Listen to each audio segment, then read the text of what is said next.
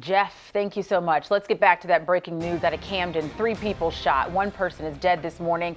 A massive police presence. Look there at the video. It's right at the corner of Master Street and Ferry Avenue. Kelly Rule has been live on that scene in Camden for several hours. Now she joins us live with the very latest of what officials are telling her at this hour. Hi, Kelly. Kelly, thank you for the update. And developing out of Philadelphia's Winfield section, 1 person is in critical condition. 4 others are injured after a fire breaks out on the corner of 50th and Winfield Street. It happened early this morning. A neighbor tells us he saw people jumping out of a window to escape those flames. Now we've learned the man in critical condition is 20 years old and suffered chest burns and smoke inhalation. Another man was injured after falling from the 2nd story. The cause of that fire is still unclear. Investigators will be back on the scene of a deadly row home fire in Northeast Philadelphia this morning where 3 firefighters were hurt. Look at the flames there. That fire broke out yesterday afternoon in the 3200 block of Birch Road. Neighbors tell us 2 brothers live there. There was a hoarding situation going on. 1 body was pulled out last night. Another person is still unaccounted for. The 2-story home was destroyed in about 20 minutes by that fast-moving fire. Neighbors tell us they are shocked at how quickly that fire spread. Was within 20 minutes. I went to the store. On my way back, it was completely engulfed. They pulled like a firefighter off, and he had his foot was uncovered, and he looked like he was in a little bit of pain. The fire commissioner says the injured firefighters will all be okay. No word yet on a cause of that fire. Now to the latest in the horrific terror attack in New Zealand. The main suspect in the mass shooting appeared in court for the first time. And you see the judge ordered any photos or video of 28-year-old Brenton Tarrant to be blurred to preserve his fair trial rights. Tarrant is charged with 1 count of murder.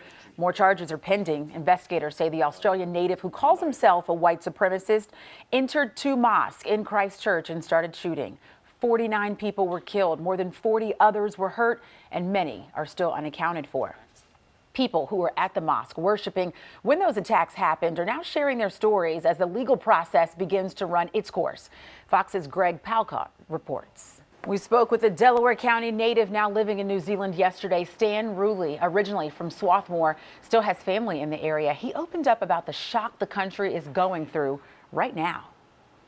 I think we've come to a point where we're never going to be the same again, I guess we thought we were insulated from this, and, you'd say to yourself, oh, that happened over there, but it'll never happen here. But now it has, and I think it's just going to be a big wake-up.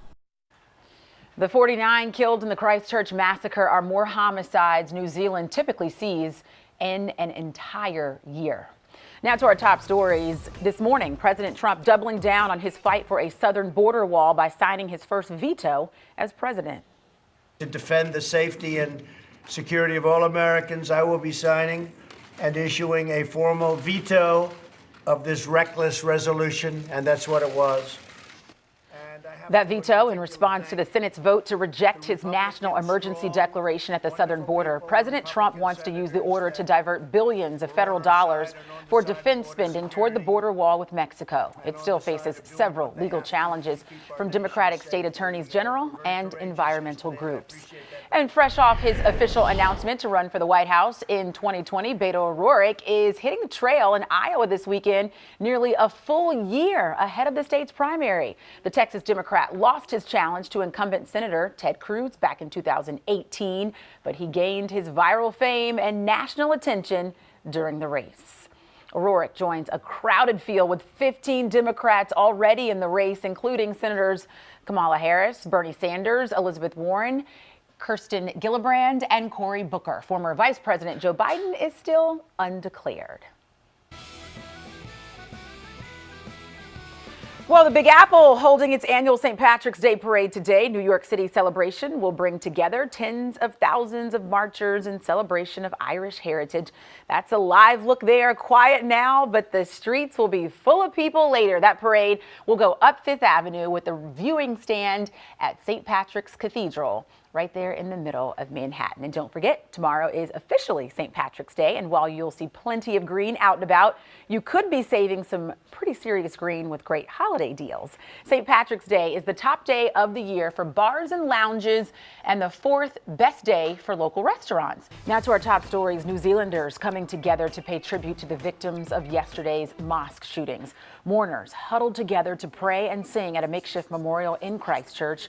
The group say they are praying for strength while singing music to help the country recover after its deadliest mass shooting. 49 people were killed. New Zealand Prime Minister has called the massacre a terrorist attack and has vowed to change the country's gun laws. Students taking a stand across the country for their future, telling the grown-ups it's time to grow up and start taking climate change seriously. Rallies like this one have been taking place regularly, even once a week in some cities. It's part of a remarkable grassroots campaign by young people worldwide. It started a year ago, accidentally no less, by a 16-year-old. That young woman's name is Greta Thunberg, and she is from Sweden. Fresh off his official announcement to run for the White House in 2020, Beto O'Rourke is hitting the trail in Iowa this weekend, nearly a full year ahead of the state's primary. While speaking to a crowd last night in the Hawkeye State, the 46-year-old husband and father of three took a moment to address the mosque massacre, saying, quote, "We must call out this hatred, this Islamophobia, this intolerance, and the violence that predictably follows from the rhetoric that we use." Although the Texas Democrat lost his challenge to incumbent Senator Ted Cruz in 2018, his viral fame and outpouring of national support made him a party darling overnight. Well, happening today, the Big Apple will see a sea of green for its annual St. Patrick's Day parade today. New York City's celebration will bring together tens of thousands of marchers in celebration of Irish heritage. The parade will go up Fifth Avenue with the reviewing stand right at St. Patrick's Cathedral in the middle of Manhattan. And just a reminder for you, Fox 29 is your home for the St. Patrick's Day Parade. We are re-airing Philadelphia's entire celebration tomorrow from noon until 3 p.m. Could a local school district start the school day a little bit later? Let's just say some students could be getting the chance to sleep in real soon. Parents, it's hard enough to get yourself out of bed. Then it's a chore just to get the kids out of bed, get them ready for school. You're not alone in this struggle. Students in Bucks County say the start of their day is just way too early. And now there are talks of ringing that first bell an hour later. Fox 29's John Timoney reports from Doylestown, Bucks County. I love that clip. Millions of robocalls are made to our phone numbers every single day. Now there's a great reason to look forward to those calls. We showed you this earlier in the week, but so many people reached out to us asking to see it again. So watch closely. Fox's Steve Noviello has the scoop on how to turn those robocalls into cash.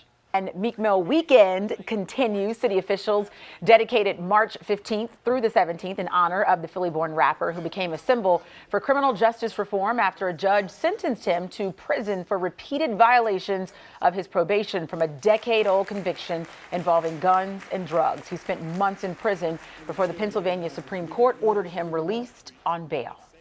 A YouTube star is making TV history. Lily Singh will be the only female late-night host on one of the 4 major networks. She is also the first woman of color ever in such a role. The 30-year-old will host A Little Late with Lily Singh, which will launch this fall, replacing Carson Daly's show. All right, here's a question we're going to explore this morning. Let's explore. Your relationship status can affect many parts of your life, but what about your finances? Ooh. So does being a pair help keep some money in your pockets, or is it easier to stack money when you're single? So think about the cost of each lifestyle. Singles, Jeff, may have to pay more in bills because they live alone, so they don't have anyone to split those bills with. But then couples tend to spend more on everyday luxury. All right, Jeff, thank you so much. 8:16 this morning. Let's get to that breaking news story we continue to follow out of Camden. 3 people are shot. One of them is dead. There was a massive police presence on the corner of Master Street and Ferry Avenue earlier this morning. This is a live look at the scene now. You can see police still out there. This is what it looked like just a few hours ago, though. Our crews witnessed several people being taken into custody.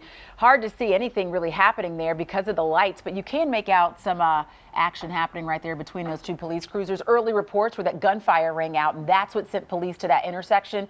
We will continue to update you throughout the morning as this story continues to develop. Overseas in Europe, French yellow vest protesters continue to clash with riot police on the 18th straight weekend of demonstrations against President Emmanuel Macron. As you can see, smoke filling the air. Police have announced 20 arrests already as protesters try to breathe new life into their movement against the French president and his policies. After dwindling numbers in recent weekend protests, yellow vest groups organized dozens of rallies and marches Saturday in the capital. Well, I'm sure you knew this. Your relationship status can impact many aspects of your life, but what about when it comes to your finances? Does being a pair help keep money in your pockets, or is it easier to stack money single? Dan, our money man, I know is very good at math, so I want you to help me answer this, but I know it's a loaded question, so let's break it down. Yeah. Can two live cheaper than one? What did mom say, Lauren? I don't know. Look, here's what we did. We went back to the lab. We've crunched a bunch of numbers. We've got a bunch of different, data points and sources. And in fact, there is a price to pay, a higher price to pay for being single. Ooh. Yeah, what we did was we assumed a Philadelphia resident earning about 50 grand a year, renting a one-bedroom apartment. And in fact, Lauren, if you go through the budget, when we went through everything like cable subscription, even down to Netflix and Amazon Prime. The reality is that if you're single in the city of Philadelphia, making 50 grand, you're going to be kind of broke. You're going to be in a deficit of about 4 grand a year. Two partners living together, right, involved a relationship, same apartment, city of Philadelphia residents, same income. Guess what? They're going to save about 15 grand a year. Let's call that the price of being single. So what are the single people spending more money on? Yeah. So it's really simple. It comes down to this, right? Like food and stuff like that. That's about the same, obviously. You double it if you've got two people. But for example, dating apps, date nights, things like that, singles tend to spend more money.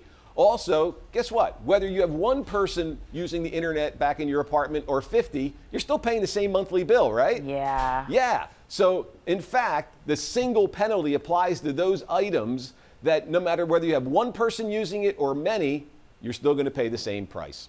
So you really need somebody to split all the bills with. Well, that's going to help you out. Or someone to pay your bills. Oh, okay. Shake Shack tests 4-day work weeks amid a very tight U.S. job market, and the change could save employees hundreds of dollars a year. How? Explain that one to me. I know I'm applying Shake Shack as soon as I leave the studio today. How would you like a 4-day week, Lauren? I know I would love it. It sounds pretty good, right? Yeah. So bottom line, real quick, Shake Shack is trying this thing 4 days a week. The reason they're doing it is they want to keep workers. It's so hard in this economy now to keep workers, especially lower paid workers, because they're paid, it's easy to find a restaurant job right now, right? And wages are going up. So they're saying, look, let's do 4 days a week, pay them for 5 days a week. And what we're finding is, in fact, those employees are more productive, believe it or not, when you're working 4 days a week versus 5. The employees love it. They save on daycare expenses, transport expenses, things like that. So it looks like, Lauren, it's a win-win. I think so, because you know what? If I drive to work, like on a Saturday, I end up spending about $15 on parking. So if we take one of those days away, that's like lunch money. Yeah, and listen, your grandparents, my grandparents, they worked 6 days a week. Now we're working 5 days a week. Maybe 4 days a week is not so far away. I like that idea. Dan, thank you. You got it. All right. Hey, how about we take a trip? How to fake the family travel all the way to Zanzibar without even leaving Philadelphia? How are we going to do that? Alex will help explain coming up.